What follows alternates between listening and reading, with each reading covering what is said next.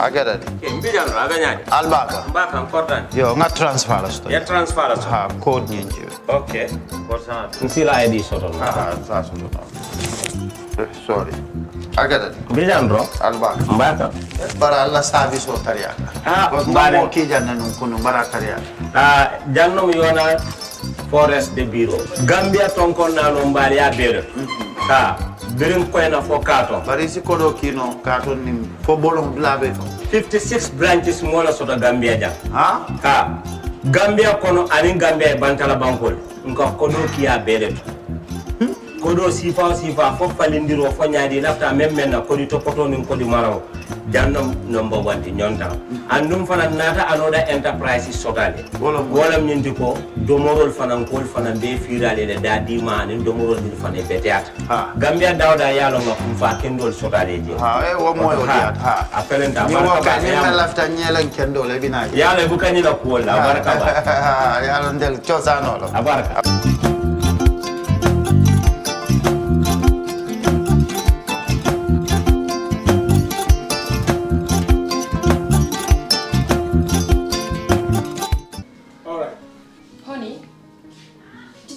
Him that the last time he sent the money, it was not enough to buy all the provisions. Oh, sorry, I forgot to tell him. Are you guys talking about money transfer to buy provisions? Yes. But don't you know about Baluwo? Baluwo? What is Baluwo? Baluwo is a service that your son can use to send provisions directly to you guys from the shop. And you don't have to worry about the exchange rate. Tell me how Baluwo works. It's very simple. Just log on to baluwo.com and shop, or download the app on your phone.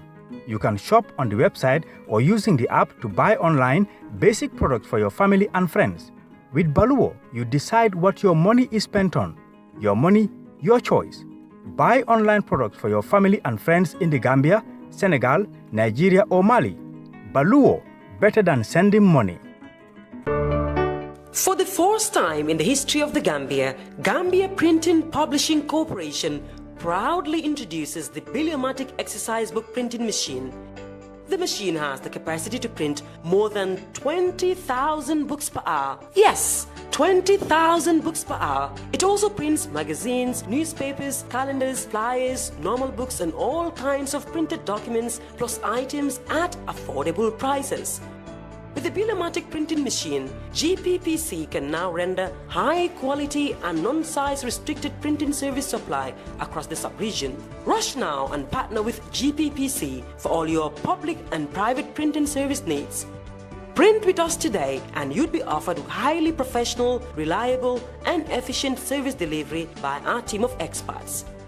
The Gambia Printing and Publishing Corporation is here to meet all demands and is reliable at all times. For more info, contact us on 437-4493 or 437-4402. GPPC is Gambian and it's yours. Gambia Social Registry Household Data Collection Exercise. The government of the Gambia, with support from World Bank, is developing a social registry as part of its move towards an integrated social protection system in the country.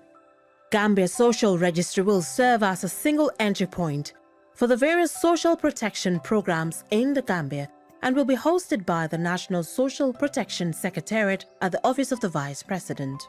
The social registry shall comprise households' demographic and socio-economic data. This information will guide future social protection program interventions in the Gambia and facilitate rapid identification of beneficiaries for programs. It will have the capability to be linked to other databases when these databases become automated. The enumeration teams from Gambia Bureau of Statistics, GBOS, will visit, interview and register every household in your community, so don't be left out. However, inclusion in the registry does not automatically qualify one for a particular social program.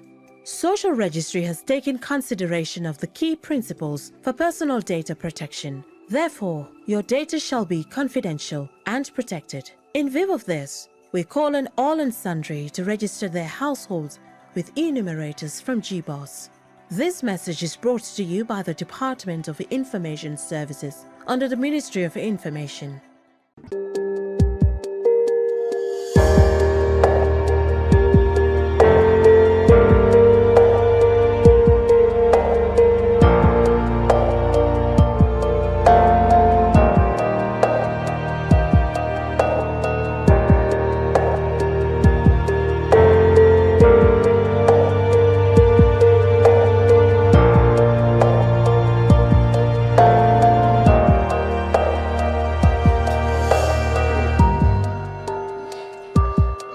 Hello and welcome to the Brunch on Kerr Fatou Live. I am Lavin Cham and this is our weekly look at current affairs.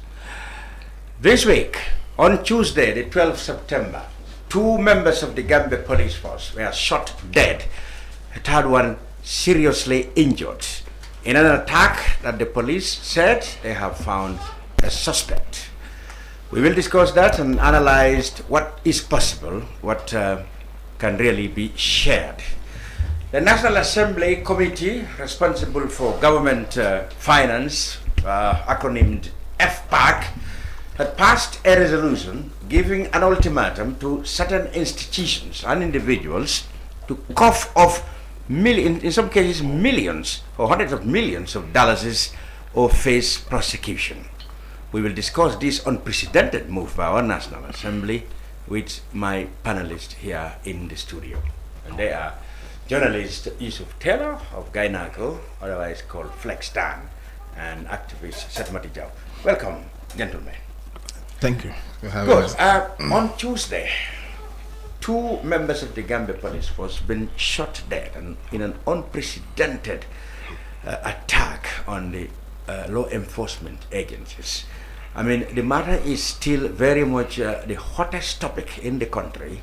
Yesterday, the police came out to give the first time an update on their investigations.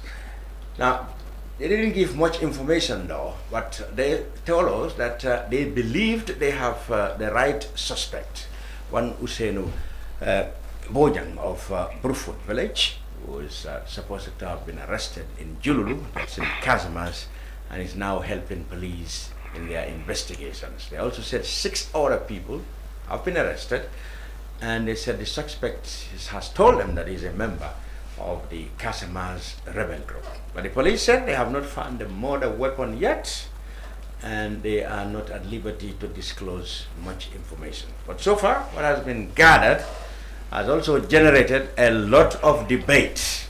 And family members, of course, of the suspect also have been having their say.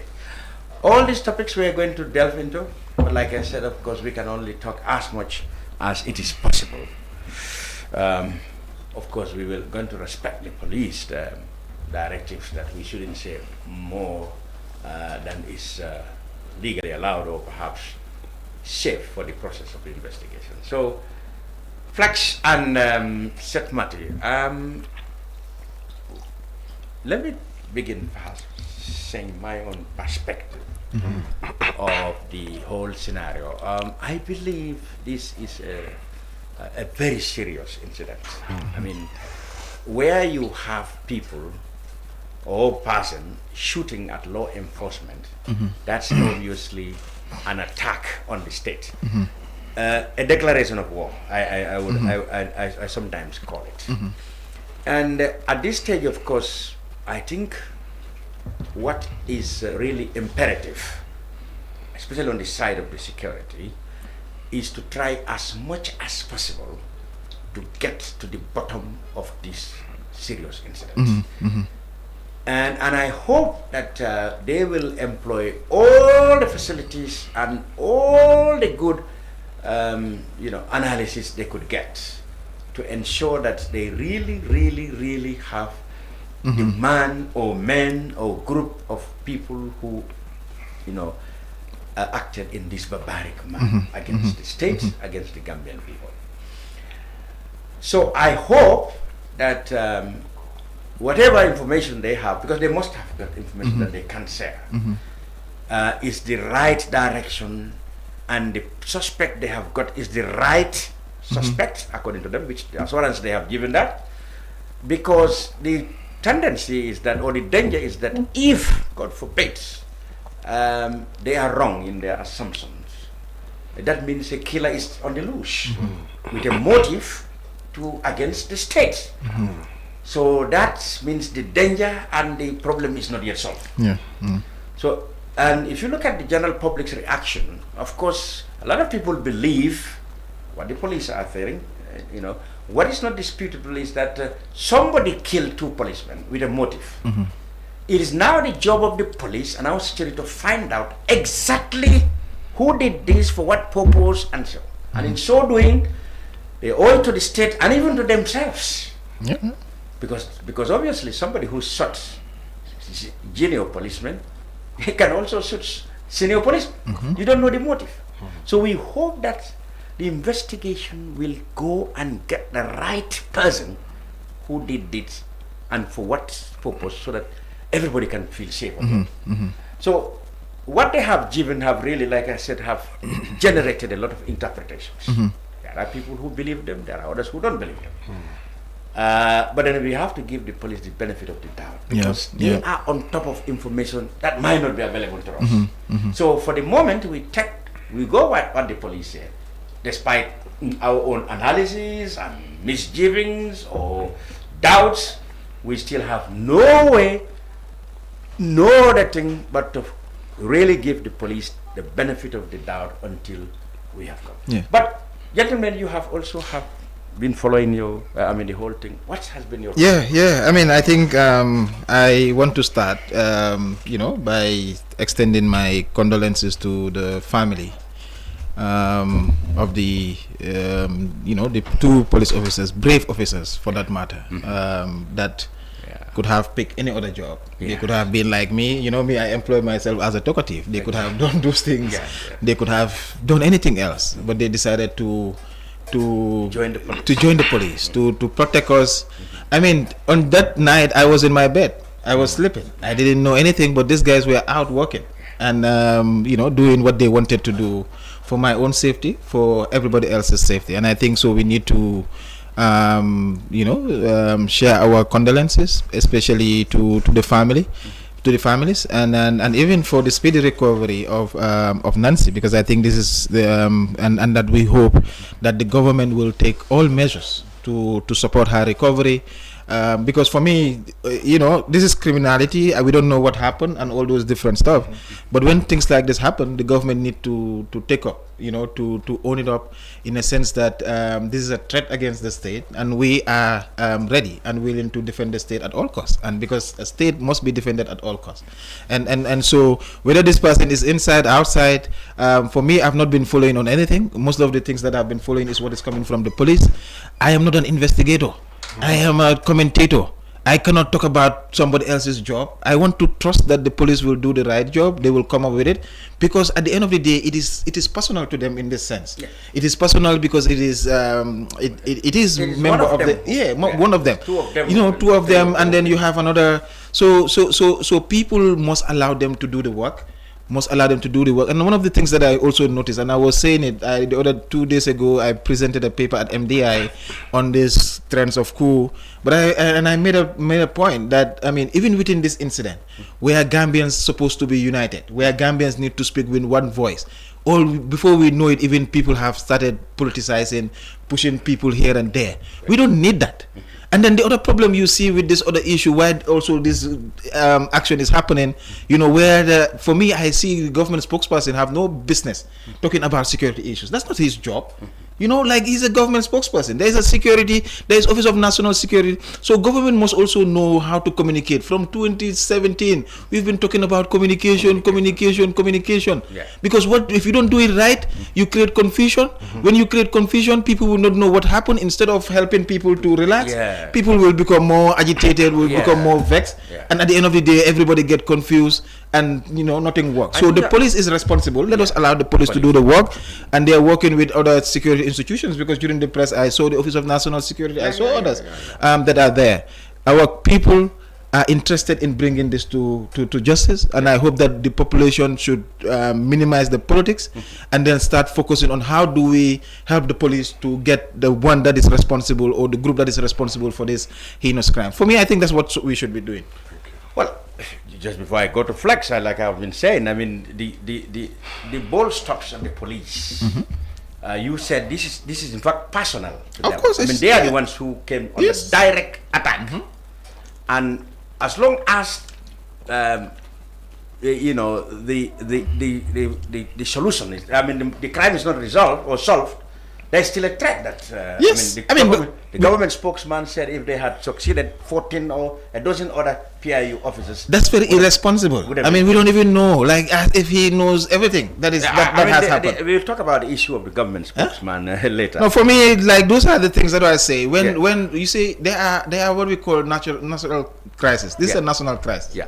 And when the police uniform doesn't belong to anybody. It's just the state. And you can make statement that people will try to interpret differently. Yeah. That's why people also need to know when things happen, where they should go to, where they get the right information, and the government or the system that is in place must ensure that the ones that are supposed to talk to the public must be the ones to talk to the public. Exactly. Yeah, whether they get to give us all the information we want, but of course, let them be the one talking, and where we have it can continue that way. But for me, I think we all need to come together on this issue. Yeah.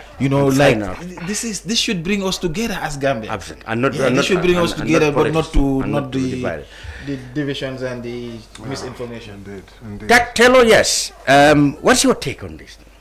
Yes, thank you. First of all, just to appreciate being on the platform here with you, our veteran journalist, Standard, also Kerr Fatou, and my brother, my consultant, I usually call him. Yeah, and also greetings to your viewers who are tuning in. Yes, it's my take about this unfortunate, shocking incident. It's very shocking to lose the life of PC Pate Jallo and PC Sang J. Gomez. While they were serving us, as Sait said, we were resting, relaxing late in the evening, got to find out that even WPC Ansi Jawo is, facing serious medical situation because of the shooting. May she have full recovery, and prayers for those who have lost their lives. It's unfortunate. It's very shocking. I think at the same night of seeing this information coming out, I'll pick up from where my colleague was finishing. We saw a lot of speculation online as to whether the person was affiliated to party UDP specifically, and it's unfortunate that we are turning into a very polarized society. And I think that that's a sign of us getting very polarized, because normally, in Gambia, when tragedy happens, you take a step back and you put all of these other things aside, and you just look forward to how can you deal with the situation at hand. So I think that really puts a very bad spin on the whole issue. Instead of looking at it about this is a tragedy, this is a national tragedy. It turned out to be utterances from the government spokesperson. Where do you think the tendency to politicize it came from? Because at first the police actually didn't say anything much that there has been a shooting. But then, of course, when the government spokesman had that interview on radio, I think that's where, as Sait said, that's where all these insinuations came from. Yes, I think that did not help the issue, but I have been following this thing slightly, and from what I have observed is that this thing is a remnant of our security sector reform that is a sign of where we are with regards to security sector reforms. Why do I say so? If you look of just last week, the whole issue of the governor of Brikama Area Council, Yankuba Dabo court case. Chairman. Yes, chairperson. So that was also a test for the security, and their handling of the people there, the protesters, had left a lot to of bad taste, and actually things were going in the wrong direction. And from that end, so that was just 4 days before this incident. And unfortunately, I have to say this. I saw some people putting up, specifically Honorable Madi Sise. There's a screenshot of his calling for, I don't know whether he was the one who wrote it or whether he was sharing another opinion. He claimed he was sharing. He was sharing something. But that was a very well, the deputy presidential advisor for youth was he seized on that. Yes. So he was been irresponsible. So and even inciting people against the police. So, but I think that's going a little bit too far. And there are orders. We learned that some people have been invited. Yes, and for they've been questioning. invited for questioning. Yes. And it has to do with allegedly what they commented on Facebook. So this thing happened like just around 4 days before. So you see, it's very easy for people to start drawing comparisons. And the coincidence, connecting. coincidence have. Thank you. Well, people might say this cannot be coincidence. So whatever happened, it is only logical that anybody will definitely look at these things as not related, but at least I think people cannot do that. Why I say so? If for example there was a gentleman that was in that picture that was shared by the Honorable Madi Sise, and there was some pretty much recommendation for people to attack this gentleman. Had that gentleman, which is a PIU officer, been attacked, obviously, then something questions have to be, you can draw direct comparison. That man may not be, but it's PIU, it's police. Yes. So, and police got killed. Yes. Obviously, any man would say, well, once you incited somebody against a policeman, and a policeman get killed, whether it's the one or not, logically, somebody would say, well, the coincidence should be looked into. Naturally, I expect. Can I say something? Yeah. I mean, I think sometimes. I mean, maybe it's because I'm too boring. Maybe because sometimes for me, I compartmentalize things. Like, this is your job. This is this person's job. This is that. So I don't bore myself in other people's job too much, unless it kind of affect in a way that we have to collaborate and cooperate in that way. But I also think that there's and I noticed this in Parliament in terms of the way our leaders talk. I mean, people, sometimes it's very confrontational. I said maturity because I mean, of course, it has to do with maturity. I'm a young person, most so of I cannot say most more. of the time, people carry this authority, but the manner they concocted themselves. It's like me. It's disappointing. Like, It's like ordinary people. Yeah, It's ordinary disappointing. people and that's very common. It starts with everybody. No, because once you hold an office, what you say and what you do as the holder of that office is very important. Let me see. That's why when they talk about this. The presidential advisor was telling Madi, she said, that you are a National Assembly member. You should be the last person to be so desperate or to be sharing, because Madi said he shared only, something definitely perhaps is not that much palatable, to even. He should not have been sharing. He should not have been sharing in the first place. Clearly. Okay, I think that he has a point there. Yes. Okay, but it's not only Madi. There are other people who's with respected status. I mean, they will talk or act in a manner that is not compatible with the kind of office they hold. That's a common thing in our society. So, but this is where I want to come in.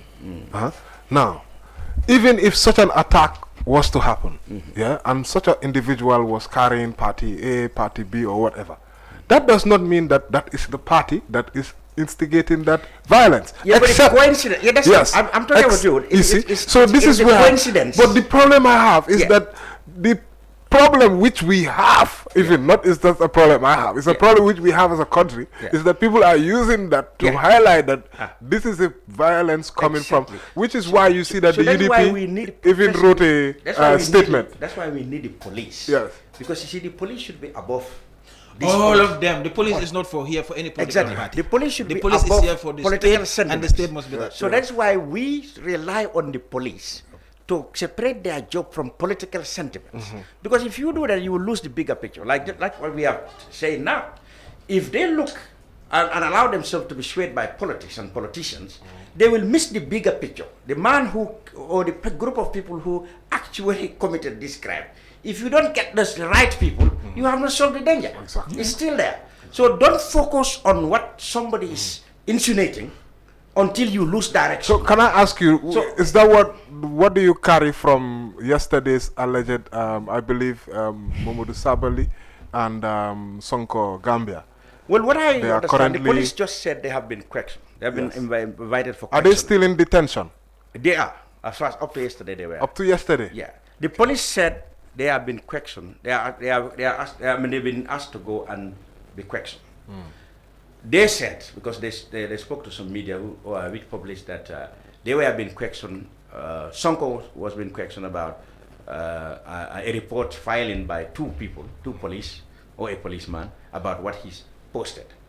And they said Sabari also is being investigated or is being invited to clarify on a posting. So it has to do with the postings we are talking about. Yes. Like people, they're making expressions that against the police. But that is not necessarily to, go and attack the police. No, I think the police. I think they may be even looking into a dead end, in my view. In some of these I hear what you are saying. That's what I say. And keeping people detained.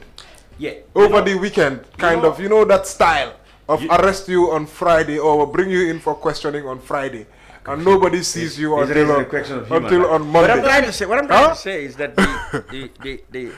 the police should avoid, being directed by political sentiments in the whole thing. That is the only solution to the problem. Because if otherwise they will be misdirected and the solution will not be found and the threat remains.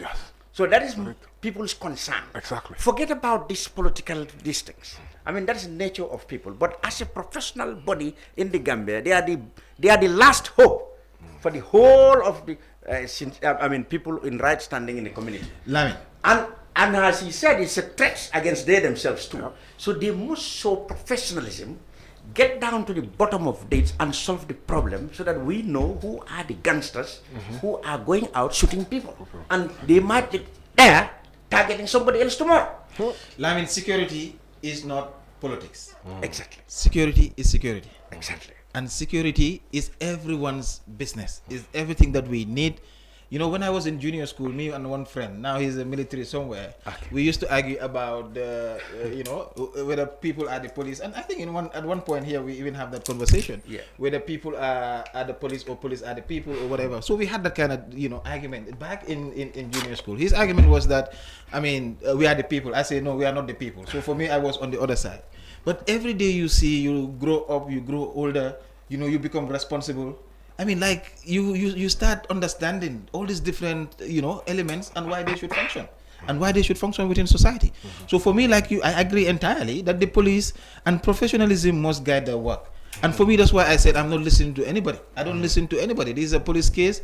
It's a criminal issue. Police are responsible for that. I have to listen to the police. The media writes and expand what the police say. I read from that. But because somebody posts something on social media, and he was saying something that was also very important, which is at the human rights level. Just because people, of course, there are different crimes. You can say things that are against the law, and people can call you for questioning. But trying to link certain things, with the kind of people. If those people wanted to be violent, for me, I would say that they would not join political parties. Because if you I make my money from political parties, from politicians, but people that are violent will not likely join political parties. They will be, because you join political parties, you convince people for their agenda, that's what they should do. But the security should be above political parties, and leaders that are within parties and institutions, they are leaders as well, because tomorrow they're going to govern. If you don't build a relationship today, what will happen tomorrow? The UDP is concerned. They issued a statement. They are concerned that the way the things are going, they have been targeted to be linked with the incidents. They first had to dissociate, or rather rebuild, the comments made by spokesman who said the guy's occupation is a security guard at Brikama Area Council. Brikama Area Council, of course, the Brikama Area Council came out to say they saw that as a malicious attempt to link them to this. The police came to say that, if I got them right, that the suspect, been identified, part of security or part of the demonstration. That he was there. That's what the police said. And then of course, the party believe that their people have been invited, like what we just discussed. They believe that they've been targeted, for persecution, by linking them or trying to link them with the incident. That's their belief. Yeah. But like we said, I mean, logically or understandably, yes, if somebody made irresponsible comments, we can say, and coincidentally, or coincidence or whatever, we don't know, something terrible happened or something happened, of course, it is only logical, it's only understandable that people might be interested to look. I mean, you said this only few days later, this thing happened, so obviously people will say, well, perhaps we should question whether actually they are involved or not. So it's not bad inviting people to question. If it is professional, if it is professionally done, that's not bad at all to question anybody. Nobody is beyond the law to be questioned. What must be done, of course, is it has to be done professionally, to establish whether this actually, despite what he had said, they definitely took part or has any active role in what happened. And it's only professional police, whose objective is to establish the fact, who should be able to be done that. So what we can tell the police is they must avoid, and we must stress, avoid being guided or being pushed by political sentiments. Sorry, Felix. I mean, you asked one question here, and I did hint at one point. Why we're hearing this from a government spokesperson, for instance. At one point, I wrote a paper on the fake news ecosystem in this country, and honestly, I have to say this: most of the fake news come from government. Because they feel like people are so backdated. They don't know what is happening. No, communication is a problem. Yeah, they don't know what is happening, or sometimes they. And one of the issues that I cited. So when this recent issue happened, I was not surprised because I have seen the trend with the spokesperson. The first was the issue of Omar Sadio. It was all over. But this was something that I've argued that it was, because these people were very distant in terms of the diaspora, their engagement. So sometimes some of those issues they were not in touch. And there was all this narrative that there were rebels and everybody serving in our institution. So you come back, you use the same narratives, and today we're talking about something else. You want to use there have been several narratives. I can tell you one. There was one which was an article supposedly done by Pap Ali Nyang. It was said that the president is going to shoot him, Pap Ali Nyang. On the whole, Pap Ali Nyang never wrote that. And he said he laughed because he think the president was not serious because he never wrote anything. So that is not good. That's another aspect. I mean, there is the case of Ben Suare, for example. Ben Suare, who commented or made a serious allegation on Facebook and other things. But you see, strategically, if you had left that commentary there, people will digest it. Those who agree with him will agree. Those who doesn't, and he stopped that. And then they move but on. when you say the president is going to sue, you are creating headlines. Yeah, because you're bringing it on the agenda. You are creating what is headlines. not on the public agenda? You are bringing it. You are bringing it on public agenda. So I think the government should be very strategic in what they say about things. If you leave somebody's opinion there, it remains an opinion. People who agree with him, fine. Who doesn't agree, let the people that are responsible do the job. But when you say the president is going to take something else, a legal action, you are creating headlines. Because obviously, where a president is contemplating the shoe, you are creating headlines. Everybody wants to know. So those are not helpful. I'm glad that you come up with so many. No, there are a lot of examples that. So we have tabulated this. We said this over and over. And of course, the tone of communications that come from the presidency. Yeah. We said that in civilized world, when you represent the president, you're talking about the presidency. Your language should be the most civil language, ever, because even if the president is provoked, he should not be the person who will come and say, I'm going to deal with this malicious, facetious, whatever cliche you can have. The president doesn't talk like that. No. The president communicates very, very clearly, understandable civil language, very seriously. That's how presidents communicate. But we have seen that that definitely, unfortunately, is no. Sometimes I feel Flex. We are me. This no, was, no. Yeah. I mean, sometimes it's like we don't care about the people. But for me, sometimes this is how I see it. Like these are people. Me in our civil society work, in the work that I do, I feel that education and people knowing will help address so many other issues. Therefore, if you talk to people, how you talk to them, even if you disagree with people, there are ways that you can communicate. Yeah, you want to criticize them, you criticize. For me, I criticize, and at the end of the day, I go and I work with people. Because I'm a citizen. That's the first point that is more important for me, and people can criticize me as well. And that is what but how do we? Of every Democrat. Yes, but you have to build tolerance. We have to build resilience. We have to build all these different elements that are very critical. Criticism. Yes. Especially when they are genuine and they are logical. You accept it. But leadership in this country, that's what everybody keeps saying, that is like motorbike pan. You push them, they move, and then they forget. And next minute they do not, even value, even your opinion.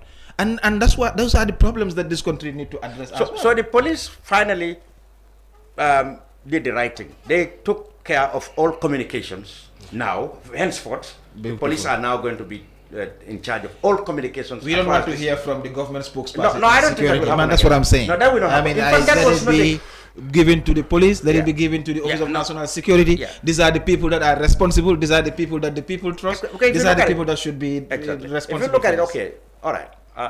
The spokesman might also have been talking about information passed to him from in this case, investigators. That's the only way he could get it from. But if you look at what even the police are saying yesterday, they have been very reluctant to even give, even the slightest, information. Yes, because they know their job. So definitely that is the trend that should stay. Of course. In fact, to say something through the government spokesman in this case is misplaced, because it should have been the police PRO or somebody from the security who should have gone and come out with this information, so that the government is completely, out of it, and it's handled by the professionals who are in fact the people who are the targets in this. So it should come only from the police, and no minister, except perhaps the interior minister, and no government spokesman. Even could stand behind and say, well, this is the government. Of course, you can do that. You can do that. It's the government. Like interior ministry, you can handle that. But on the civilian part, he was talking about security sector. But on the civilian part, the police can do that. But there is also Office of National Security. That is also coming. So that the idea of the Office of National Security is to coordinate the civilian aspect, things that the civilians can understand. In terms of the various security. Like Jen was doing. But also to coordinate the institutions. Exactly. And that's why you see that they are there, appreciate the people and all that. That is the role, and that's one of the things when people say the security sector is not moving. I said those are some of the things that you are putting in place. So when you have these institutions, when you have that, the government spokesperson can stay there and then start talking about policies in most cases, more broadly and all that different stuff. Like you said, in most cases, people will consider government spokesman or minister of information as spin doctor. All right, they will say they are just spinning. So they will say part of the political class. They will say you are politicizing. And this government has two of them: one spokesperson, one minister. So you see, so people will consider them as spins. People are just want to spin. So in this case, you don't bring them. You don't bring them into the focus. Just take the professional police and security experts to lead the information. Then everybody has a belief that this thing has integrity. So nobody will suspect anybody politicizing. So I think it was a mistake that that was not the case. And unfortunately, we hope now everything will have to now go through the police as we go through the bottom. Maybe my last point in this, and is maybe for the government, that you see, when you're communicating with your people, know that these are people that put you there in the first place. What you're enjoying, what you are driving, whatever he is doing is the people that are there. These people can take it tomorrow. They can take it any day. They can remove you by not voting for you and all that stuff. And it is there. So and particularly with the government spokesperson, we are not in a haste to break news, especially news that we have already known. What we want to hear are the facts, the realities. And for me, I don't like this, romanticizing things. Whatever the hard issue is, let us discuss. People are, reasonable people. People will manage certain things. Absolutely. But to treat us as if we don't know anything, you can fake us, you can push things here, push things there, and confuse us. Yeah. This is not the Gambia. If you're thinking like this is the Gambia that people are living today, this is not the Gambia that people are living. People So have the mind to direct analyze. communication, talk to people, understand people, and then we move. Tomorrow everybody will go and do their job. We will all live here, but at least let us build a system, a society that is based on facts, that is based on truth, that is based on understanding, and that is the way for me. Flex, your last take on this. Yes, I want to first of all also to really commend the government, the president. I mean, he came out and he put out a bounty of $1 million dollars, which was actually, very, I think that was good. And also, if they've said they are trying to visit the family members. And which is also a very, very positive move, and I think they even supported the $100,000 to Ansi Jao's recovery. Perfect. So that's also very, Let very them not stop there. welcome. That one full recovery. If they Full need to recovery. take her outside, let them take her. That's how they are assessing. They are assessing. Yeah. The So let it requires. Let them do that. I mean, for me, even if like I'm supposed to eat 1 million for the next 5 years, let them use that 1 million to to help her. Because we need to take care of ourselves. I mean, and people that are working for us, we need to take care of them. We need to take care of ourselves. This is the point. Yeah. So I really want to commend them in that action, and but I think we generally have a problem of communication in almost most ministries. Which is a problem, and when you have as a ministry, I don't know who is in their communication department. I know some of them are great guys. In fact, some of them, they usually regularly give me information, and I really, I have close relationship with some of them. But generally, these kind of things, you should have a plan. If it's daily, you are going to engage the press, your institution, you have a spokesperson. Prepare your statement. Come out. Read out your statement, take some questions, give the press your statement. You go. Something new happens in one, tell them. If you have an update, you will tell them. Soon, you will give another a press conference. If something has changed in 1 or 2 days, you have another press conference. Prepare your statement again. Read out your statement, have 1 or 2 questions, or some questions, and then you give them your statement, and then off you go. I don't think that this is rocket science. I don't think this is rocket science for any ministry, any institution. You should be able to put together simple plans where you can deal with any emergency or any problem. Why does the police have a PRO unit? And they have officers there. So they cannot draft the statement and then give it to the IGP. IGP looks through the statement, corrects it, and then he signs it, and then he comes. If, for example, if it's very serious, this would have been the ideal time for the IGP to have, been the one to read out the statement. Yeah, he unfortunately was out of the country. Out of the country, you see. So perhaps, but you see where I'm coming from. These are the kind of things which. And this applies to every single institution. I don't know what the Ministry of Information is doing with regards to how the government, because there should be... I know they appointed information officers. At many, all or many, most of them. Are they giving them the information too? That's the question. But these procedures, you are the head of that unit, you are just giving orders and instructing. All you have to do is, I want you to draft a statement. Let me have it in 2 hours' time. They draft the statement, they give it to you, you look at it, you add your bits, your stuff, you sign it, you give it to your people, say, you direct either, I want you to read out the statement, or I will read out the statement. What's there? You answer questions. People come, they go. So, henceforth, what are your takes on, what do you think the investigation is leading to now? Yes, I don't want to preempt. For example, we can't. Yes. But for example, they've given us the information that one, the suspect told them that he's a member of the Casamas rebel. That for me puts a whole new complexion into the whole thing. What's your take on that? Indeed. If that is the case, then certainly we have a problem. I don't know. They will have to substantiate that. And even that came through interviews and not from the direct deliveries of the of the officials there. You It see. came through interaction from journalists. You see. Through the from the national security advisor. It didn't come from the DIG's main what I would call. I don't know whether it was the main statement or the security advisor who gave the main statement, but it came after interrogation by journalists. You see? So these are the kind of things which should have come in their statement, and they should really make it, because of people will be worried whether are we already, we have porous borders. Everybody knows that. People go in and out. So obviously that's going to start, people are going to start looking at those things a lot closer, But I think it's a worrying sign that we are also not safe, because of it's not the first time people have been shot and killed. Even the drones attacks that have killed, was it 6? 4 people. Yeah, 4 people at the border drone attack from Senegal. So these are all things which highlight that, and these are deaths, although they are not police officers, they are human beings, loss of life. So it's a very worrying sign with regards to the security situation. And I know my brother here, this means he has a lot more work to do when it comes to the security. police want us to believe that they have the prime right suspect. But then they also have others. They said that six people. Yeah, maybe Yeah, because 6. of this one, confessed according to them, and maybe that's why he's the prime, but they have others. So for me, I think that's why I said, let's just allow the police to do their work.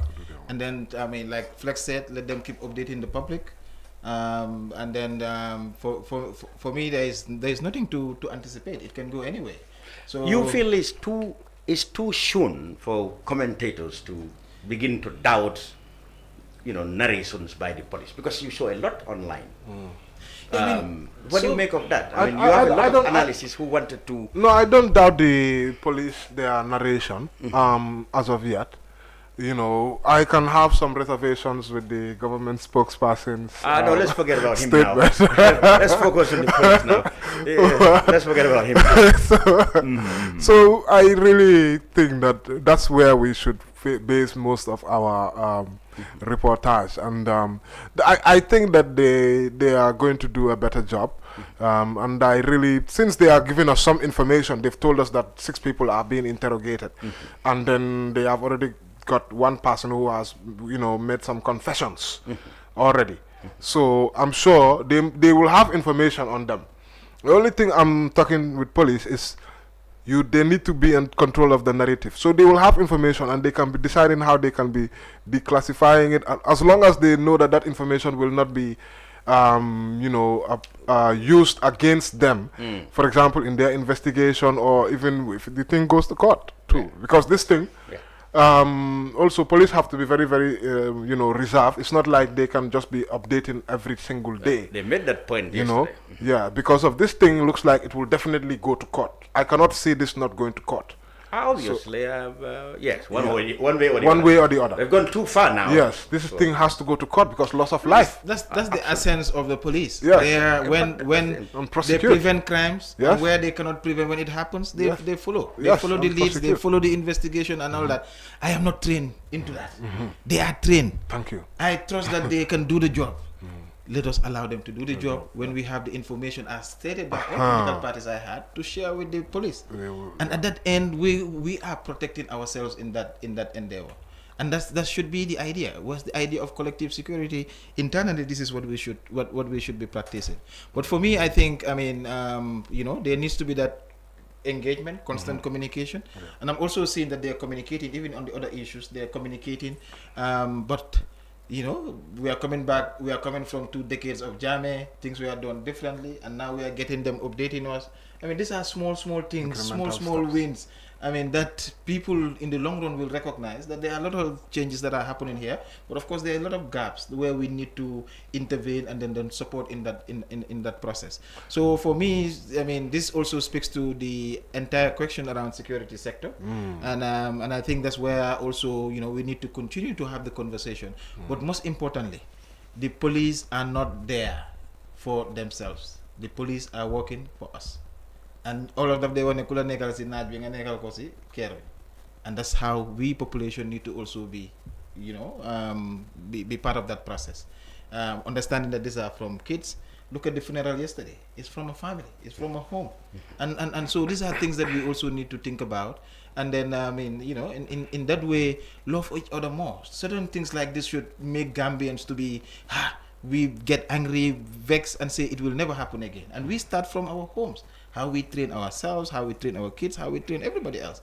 In the schools, everywhere. You know, you start building this. Society must be built. It's not like everybody fighting each other, but we must build society. Absolutely. You know, it cannot just happen. Wake up and then I was born, and today I am this. Tomorrow I'm gonna get older. Society is like that.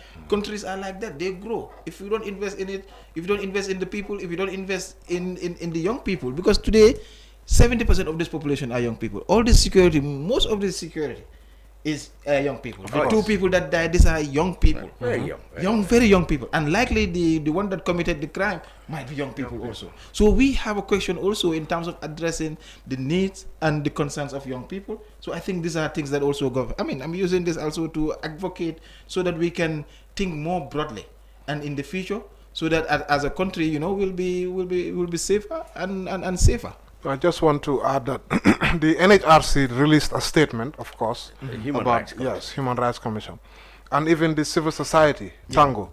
So it's not an issue which is just concerning to, and the National Assembly released a resounding statement, and they even had a matter of the day that the majority leader raised. So the whole society is behind the police and mourning together with them during this loss, definitely. Absolutely.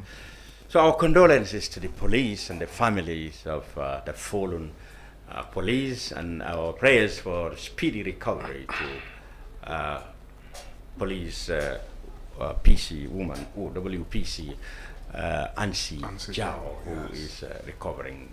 So that's much we can say about this topic. Remember, of course, we have to be careful with what we can say and what we can comment on public media.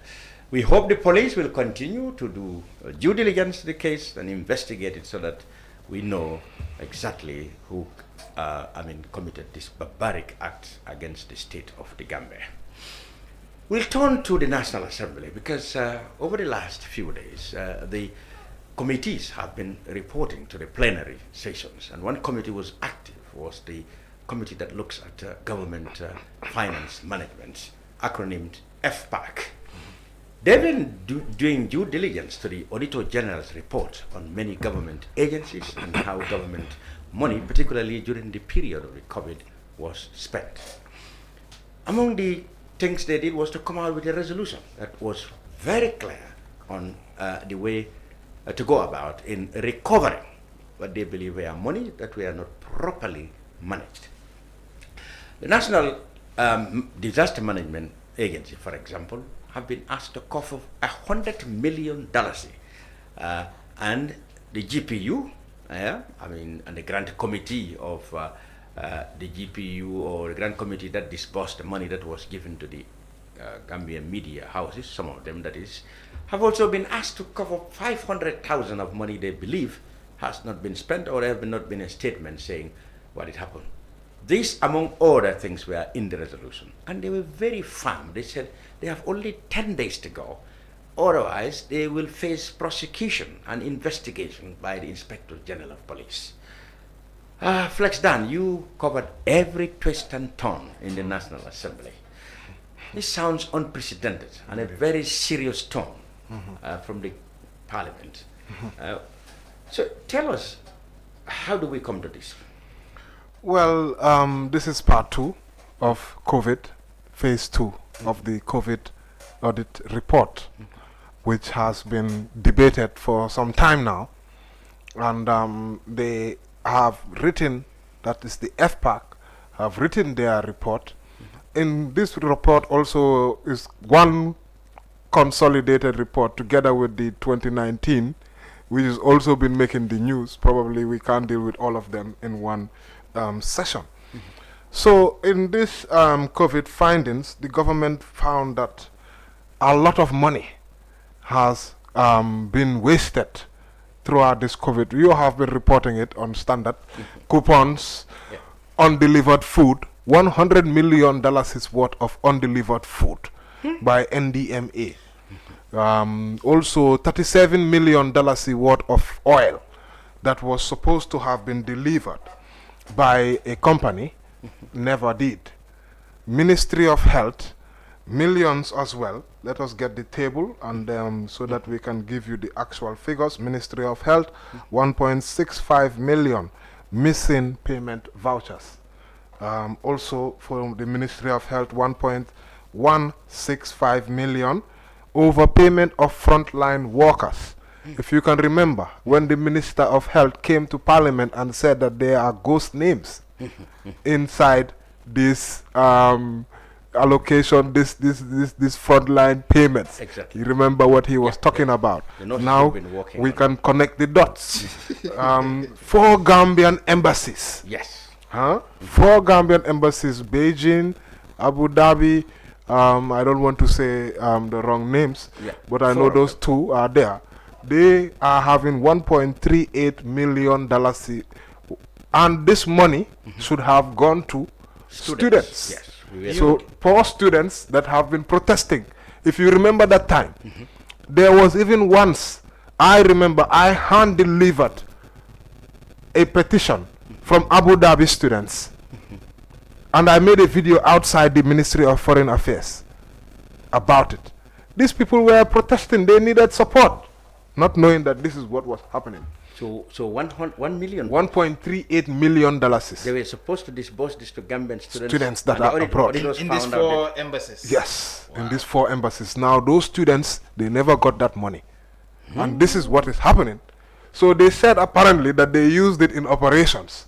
And you know these embassies cost a lot of money. So let's continue. But they have budget for operations. They have budget for operations. Thank you. This is why there was a big debate in Parliament whether should we recover it from operations, what should we do? So that's the strategy. If they spend what they don't spend, I mean, who do you think, in your experience, who do you think will be responsible for this? Because if you say embassy, you talk about the whole entity that comes back to the Gambia government. Yes. When it was actually officials who might have mismanaged or whatever, allegedly this sum. For me, if I am Parliament, the Minister of Finance is their direct boss. He is the one who must come back and respond. But his people, the head of the missions, for each of these missions, should be the ones to explain. You understand? But because the minister is the one who can come to Parliament, those head of missions, they cannot come and stand in Parliament. They can only go to committees and discuss there. So for me, it's the minister who bears ultimate responsibility. Not that he is the one who should be fined. I'm not saying that. But we know the head of missions. They are the ones who I know, who I believe should, get to the bottom of it and address this. Tell us where the 1.38 million went, why it went there, and how they are going to try to recover it. And they have 10 days apparently. Yeah, so I got it. So GT board is also there, 202,000. What was that supposed to be? That was monies that they received, difference between the monies they received and the payments to individuals in the informal sector. Oh yes, I remember hotel workers. Yeah, so that means that there was also a problem for many people not getting. Yeah, so that means that some people either did not get their money or they overstated the amount that they were supposed to give, and then they kept 202,000. So there's a difference. The money that was given to them and what they ended up paying out, there's a difference of 202,000. So they check the payment list and all that. Yes. The payments and other things. And then the last one, which brings us to home, close to home, yes, is the GMC, the Grant Management Committee, which is actually... Can you explain that? I mean, I the Gambia Press Union. I saw the Gambia Press Union defending or trying to explain their side of it. Yes, we've seen explanations coming out from what some exactly of our happened colleagues. in this case? So in this instance, what happened is that the Ministry of Information... Before it was split. Yes, before it was split, exactly. Then under the leadership of our very own veteran D.A. Jawo, was the one who was in charge of this fund. But they created a body. Was it not Ibrahim Ashilla's time? Is it Ibrahim Ashilla? When the COVID was. DA left way before. Yeah. Okay, so all right, it was Ibrahim Ashilla. Yeah. But D.A. Jawo was the chair. Was the chair of the grant? Okay, yes. So that's where I got it wrong. Sorry. Thank you very much for that correction. Good. You are spot on. Yes. So actually, Ibrahim Asila was the minister then. But D.A. Jawo was the chair of the Grant Management Committee. Fine. This is it's very good that we clarify this so people know that. So, but then this was mostly government body, if you could say. With I understand they had one GPU representative in there. And so they distributed, was it 15 million? 15 million it was. Yes. And that 15 million, they distributed it to media houses. But if you read it, the audit actually praises the GPU for the largely, most of it is like they complied. They complied. Yes. This is what the audit report is saying. And it actually praises GPU and the GMC, the Grant Management Committee, for their performance. For complying with for most complying, for most. So if you have to look at these things in the bigger picture, 15 million, but 585,000, 100,000 out of that 15 million is not very clear. 14 point something million have been accounted for. Exactly. But 14.5, but the over 500 have not been accounted. Yeah. So and now who bears the responsibility to bring this in 10 days? Well, if you have GPU or the Grant Committee or Media House. So according to the resolution, if we are going to the resolution, that's what we want. The resolution is saying, which is coming from Parliament. Yeah. The resolution is holding Grant Management Committee and GPU responsible. Yes, and the Grant Management Committee was under the purview of the Ministry of Information. I see. But that also incorporates GPU in there. So GPU does have some hand in it. Whose account did the money went to? This is the very important question, and that's what I have been actually trying to get to the bottom of, talking to some of my colleagues at the ground. From the information that I received, apparently the Grant Management Committee instructed GPU to open the account for the money to be sent into. So now this is where I was talking to somebody. So is that a GPU? If it is a GPU account, then Parliament is right. Then Parliament is right in involving. So this is the issue. They follow this thing. This is what they follow. They follow the paper trail. Yes, So if that account that the money went into was seen as it was recognized as a GPU account, but I understand that the signatories are mostly the government. From the Grant Management Committee. To that account. Because even if they are going to say, even if it is a GPU account, it is the signatories also who they will have to come to. And those signatories... You want to tell me that the account is GPU? I have information as to who the signatories are. I cannot disclose, but I know that only one GPU member was a signatory to it. And according to, if the information I get is clear, the gentleman never actually signed off any money.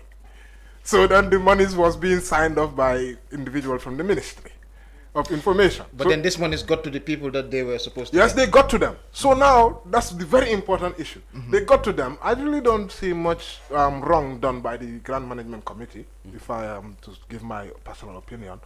But because of the audit report, from what the audit report is saying, 7 radio stations, of which we can even disclose their names. Go ahead. Here. These are my colleagues, by the way. Don't put me in trouble. It's not coming from you. It's coming from Parliament. So, if you read the audit report, the radio stations, they are all community radio stations. Brikama Bar community radio station. Brikama community radio station. That's 2. Farafenni community radio station. Bansang community radio station. Biam community radio station. North Bank community radio station, and Soma community radio station. They are responsible for some monies. Out of these 500 something. Yes, out of that 500 something. There are unaccounted payments made to them. Yes, payments that is being paid to them. Yes. So is it a question of them not giving receipts to the Grant Committee? From the audit report, which we are making reference to, there is a mixture of they have not tendered receipts to some of these monies that they have spent, and they have spent some of the monies on items that they shouldn't have spent on. Yes, so I know one of them is a generator that has been spent by one institution on that. So whether those are things that were within the policy of expenditure too is another thing, because the Grant Management Committee came out with a policy as to how these monies should be spent by the media houses. It was really good. Yes. Seth, what's your take on this? Well, for me, I think, Parliament has been doing well, especially the FPAC, and I don't think this is the first time. They've been releasing a lot of resolutions. But resolutions are things that should be implemented, and I'm looking forward to seeing this being implemented. But in terms of the COVID, I think in 2021, with Afrobarometer, I think we were one of the lucky countries that included COVID questions in terms of the survey. So I want to share two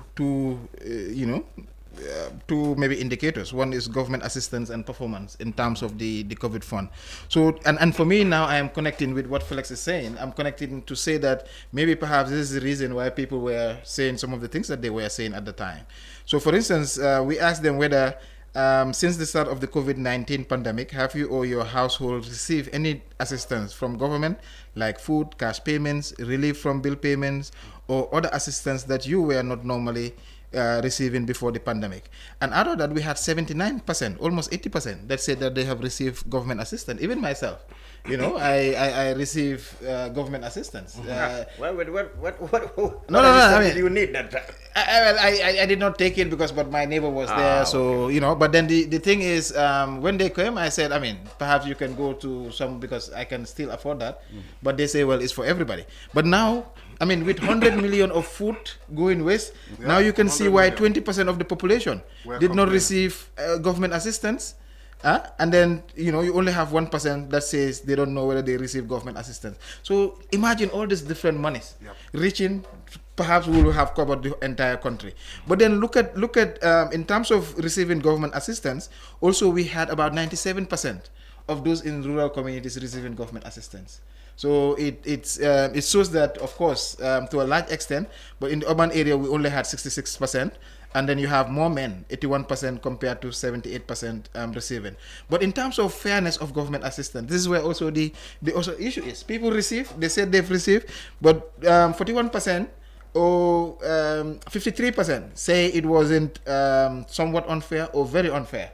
12 say it was somewhat unfair, and then 41% say it was very unfair. So you can see that more than 50% of the population say it wasn't fair. And now, this is where what Flex was talking about, and with this audit report also, we can say that to a large extent it wasn't fair, in the sense that when students that have left their own countries, that are studying, we've all lived outside. We know how difficult it is, especially at a point of pandemic where we were not surviving here. People that are not working there, maybe on scholarship, how were they surviving at that point? But you see government taking money, investing in that, and this is not reaching the students. So this is also some sort of an unfairness, and this is the issue of corruption. And I hope that the police and the National Assembly will be able to get to the bottom of this, so that people that deserve that money should still be returned to that. For me, when they collect this money, let them send it back to the students. Because they said the money should be go to treasury. Maybe they will. No, but they will determine. They can decide that. But this is also showing generally, some of these issues. Especially look at the food. We're talking about distributing food, and they're talking about 100 million. 100 million. That's a lot of like food. 100 million. 100 million. Can you imagine? National disaster money. Like, where are you gonna hide that amount of food even? Why is it that people are not getting that food? What happened? And I see sometimes, when you are given some responsibility to share for everybody to benefit, don't be too greedy to take things for yourself. Or give it it's to for your the party or it's for everybody else. Yeah. So for me, I think these are things that we need, and I'm very happy that the National Assembly is taking this seriously, and they have to take it seriously, because at the end of the day, they need to protect the resources of this country. We cannot spend money and then people just use it anyhow they want. Why would that happen? Indeed. Yeah. I just have to highlight the 11 villages. This is from the audit report. In CRR, they did not receive, namely Ngan, Taiba 1, Tuba Pakala, Kerr Tamsir, Jama Tukulur, Kerr Waka, Mambara Falaka. I know I'm not pronouncing some of this properly. Kerr Lai, Kerr Isab, Bantanto, I know. Alaji Demba, and Mahmoud Fana. Mahmoud Fana, a well-known place, I know. Yeah, so they did not benefit from the relief package, you see, which is very unfortunate. And they were yes, they did not register them. Oh. Yes, they said that they were not registered and therefore did not benefit from the relief package. And I cannot understand. And there might be many other more, because one time I had on radio, some people didn't get anything. I mean, like they were complaining, they tell them to move here, they move there, they do this, but at some point, nothing. So when it comes to these issues, like tracking issues are very important. Exactly. Yeah, and I'm happy also that the National Audit Office is doing all this, because at the end of the day, public resources, public money is public money. I mean, so yeah. So finally on this topic, Flex, do you hope you see the Inspector General of Police been asked to take action? 10 days seem to be so short. Yes, well, actually, I'll explain. Millions of dollars. Yeah, well, so they have 10 days for these ones which we mentioned, for them to bring back the monies or account for it. Okay. So if they cannot account for it, and they cannot, obviously, you cannot say you spend it into this. The police have to investigate. Yes, if you say that, then police will deal with you. Then that's not accounted for it. But at least if they can bring back the money. No police case. Yes, then there is no police case. If they don't bring back the money and they cannot account for it, police will check you out. According to the policy, how is resolution? Yes, according to the resolution, and that is that is 25th of this month. Yes, so 25th of this month, police will start making investigation. You will have 90 days to report to Parliament. I see. Yes, to report to Parliament. And the investigation, if you read most of the resolution, it says open up an investigation to prosecute. Wow. So it's not just open up an investigation and then go, but then if they fail, then to prosecute. Maybe if I meet Jawa, I'll tell him out.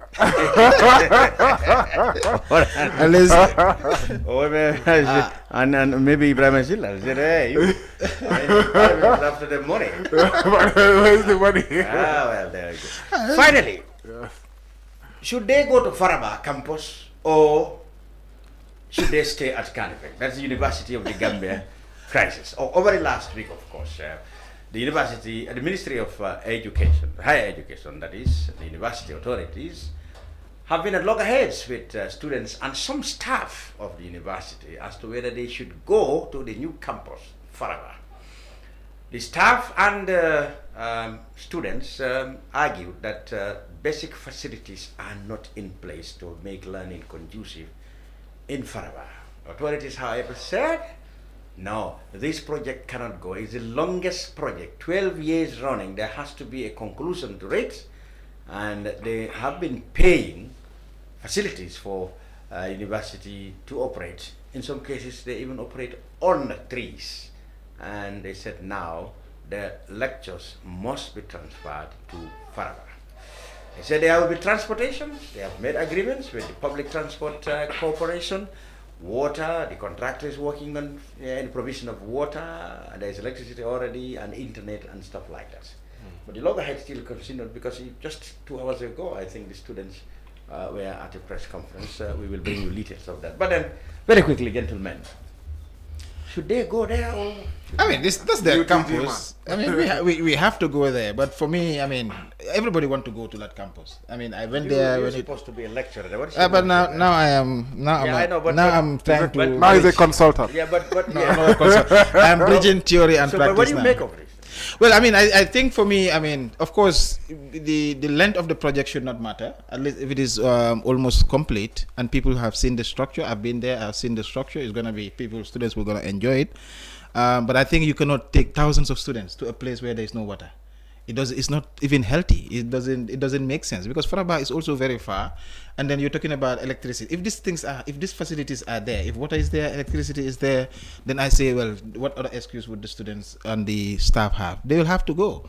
But how can you take people to a place where there is no water and electricity? We're saying is in the process when it is gonna end. I think the ministry need to give time to ensure that those things are in place.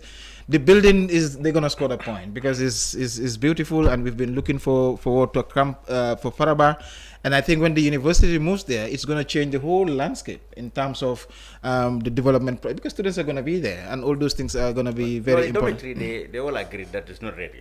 Yeah. So, but even the dormitory, what the ministry, I once heard him say, what their preferred option is to get into private partnership, and this is a good opportunity for private investors to start looking at how they can build dormitories for students, because students they're not rich, but also they can give you good business, and so they need to start thinking about that. The students, there's no basic amenities, stuff like that, but the government is saying they believe that some lecturers or students are reluctant because they may have been involved in some other activity in the Kanifing Banjul area, and they know if they move there, they have to do away with those.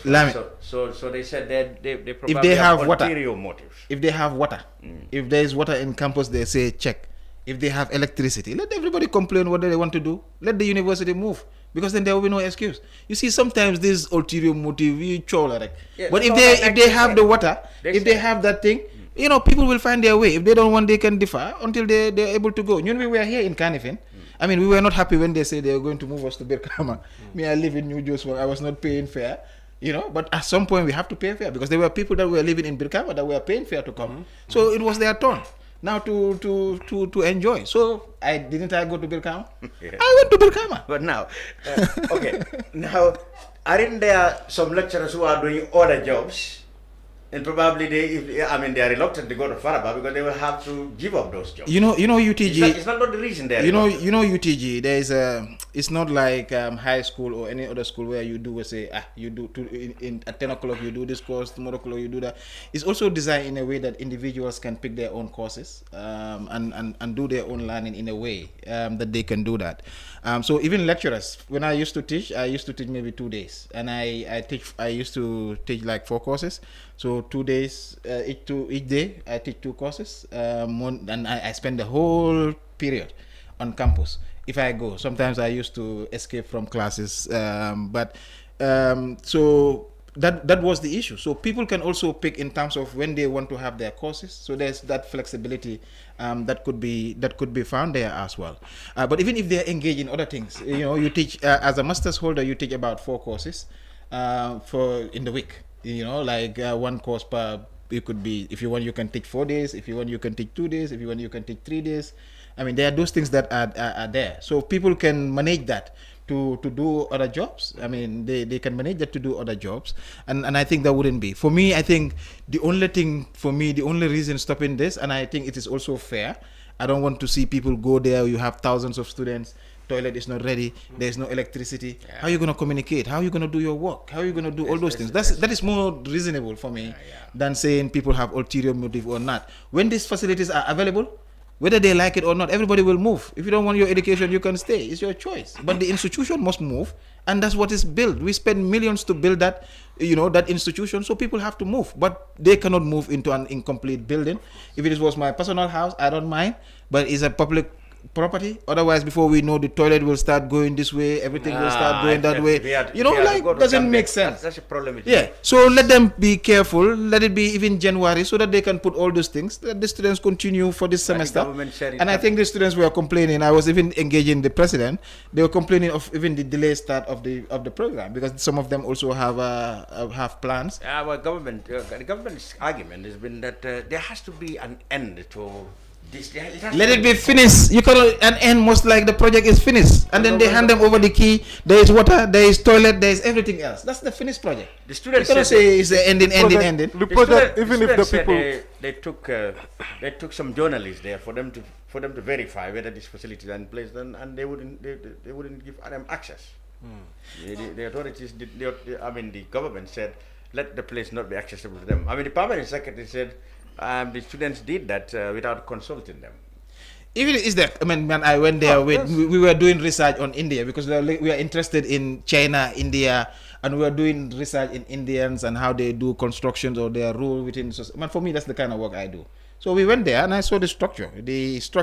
But I think one of the things that I also noticed along that line is that they use like these switches that we use.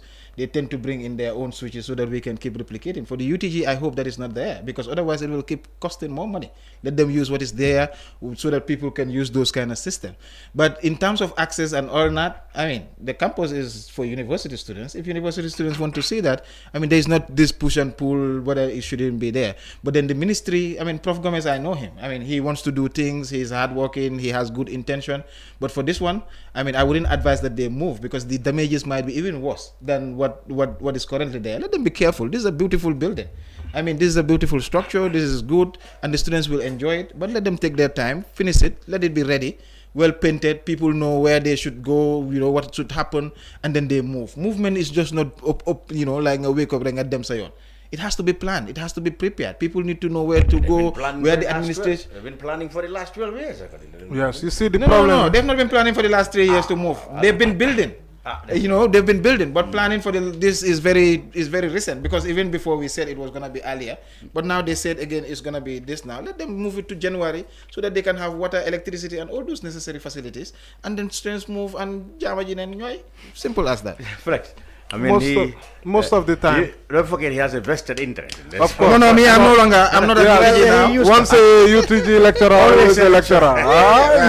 But so this one he's is the advocating for his students. Okay. But with all fairness, before you move into any house, a building, there are two things: water and electricity. When you have them, the other things can come even. But this is a learning institution. You understand?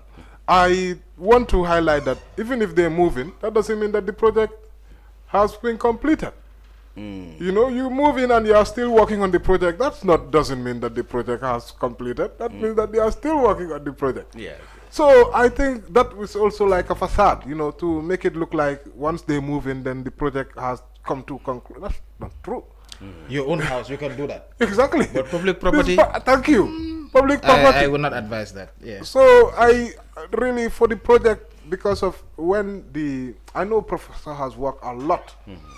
So you think he want to rush this? I'm not sure whether he has been receiving the right advice or whether he is working with the right advice. Because I traveled to Egypt, and when I traveled, I met Prof there, and they just won a grant. The minister. Yes, the minister. When you said they won a grant, the ministry, the government won a grant. Government had won a grant and some loan. To do for Faraba. I was the one who broke the news about the millions. Egypt. Yes, that was in Egypt. ISDB, Islamic Development Bank. Been the ones, yeah. Yes. So when I went there, I even got that information and I broke that news. That was how much money? That was millions, around 21 or something. And how recent was it? That was as recent as 2 years ago. Yeah, 2 years. Yeah, I remember that. No, it wasn't too long ago.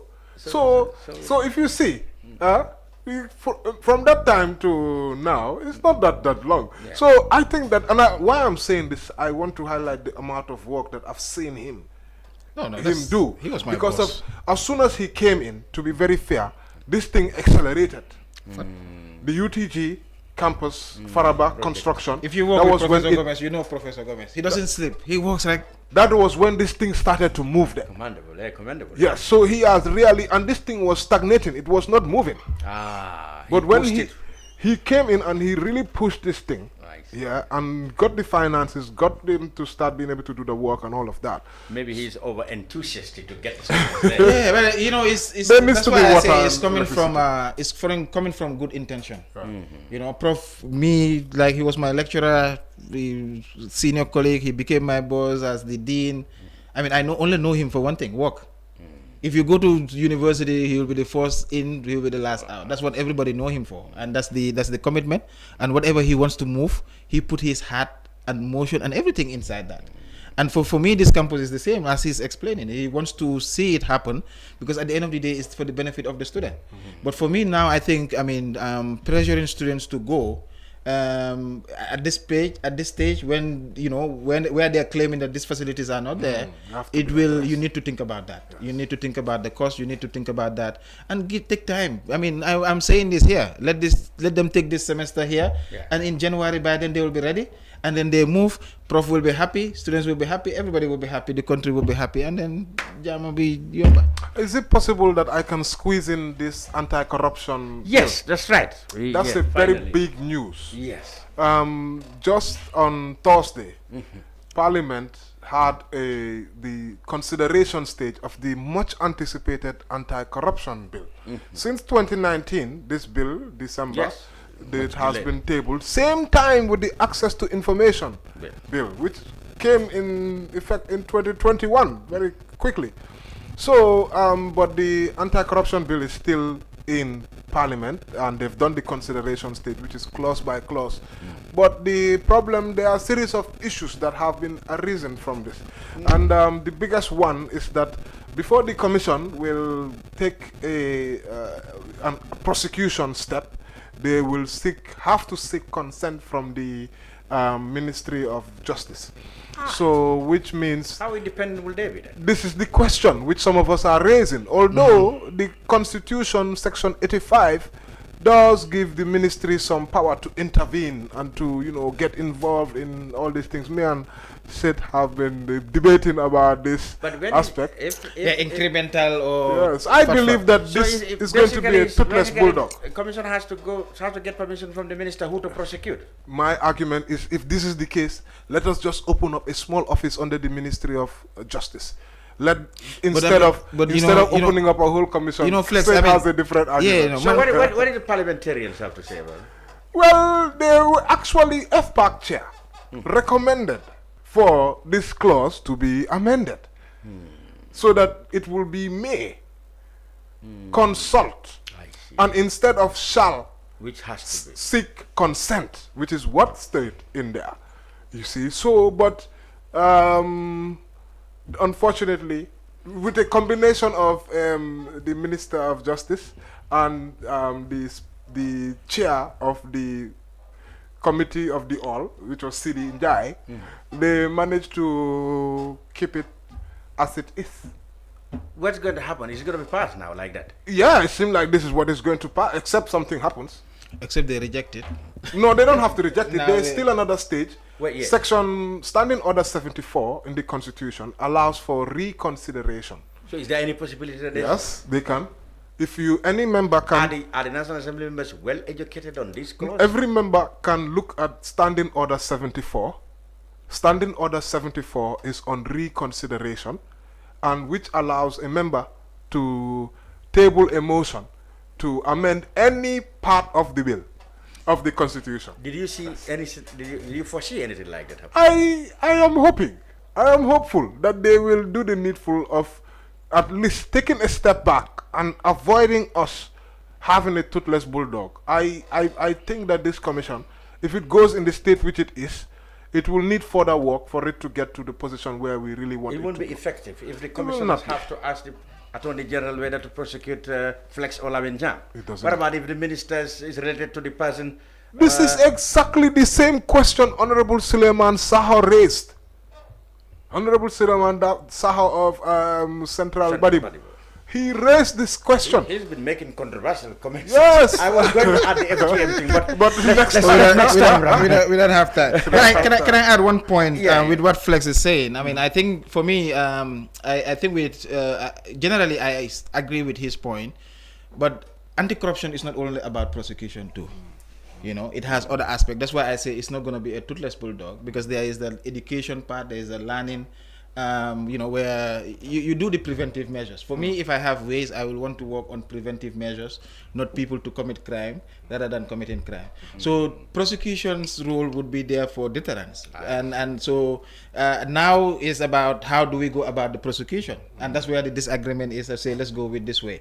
But in the long run, I think if they start implementing and then doing that and things are going on, this government would be forced at that point to say, okay, now we might need prosecution. And that's why I was arguing that maybe perhaps they're looking at the bill from an incremental process, that okay, let's do the framework, let's do this, and the current law is saying this, so let's work on that. But if a new constitution comes and then anti-corruption goes into that new constitution, the powers might be different. The prosecutorial aspect might be different. So for me, that's why I say it's not let's get the document, let's get the framework, let the commission comes, let them start doing their work, And in the process, we look at that. But still, I mean, the process is still there, but there are people being prosecuted. Yeah. So for me, I mean, at least there is that. But of course, what you saying in terms of the personnel and all that, I think, of course, that needs to be considered. I mean, my only worry is that $100 million worth of food missing. Yeah. This is the same program. This we need Africans. We need to set serious example. Exactly. On our people. Well, I understand before they take this thing seriously. I understand perfectly that there will be misgivings in many minds when you say the commission have to take permission from the minister. Yeah. For me, you can exclude that the justice minister will not be brought even if he is involved in any one.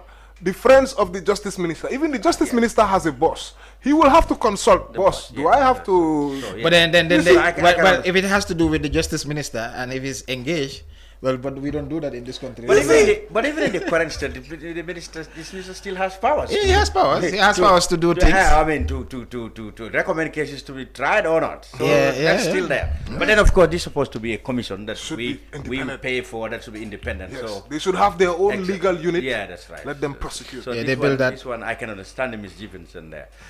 Thank you very much, Yusuf Tello, Flex Dan, our expert from the National Assembly. Sait Matty, thank you very much for all of you who've been watching us. At the beginning of the program, it was so hot that some people think I'm being involved too much. But I think I did that in the last part. But I mean, it's a national thing, so everybody is a national. I mean, so sometimes we have to. Thank you very much, gentlemen. We will be back from. With issues from Parliament because Flex will be back next week, and one of the topics will be the controversy surrounding FGF. Yes, we will not shy away from it. We will talk about it. Oh yeah, everybody. Next week. Bye for now.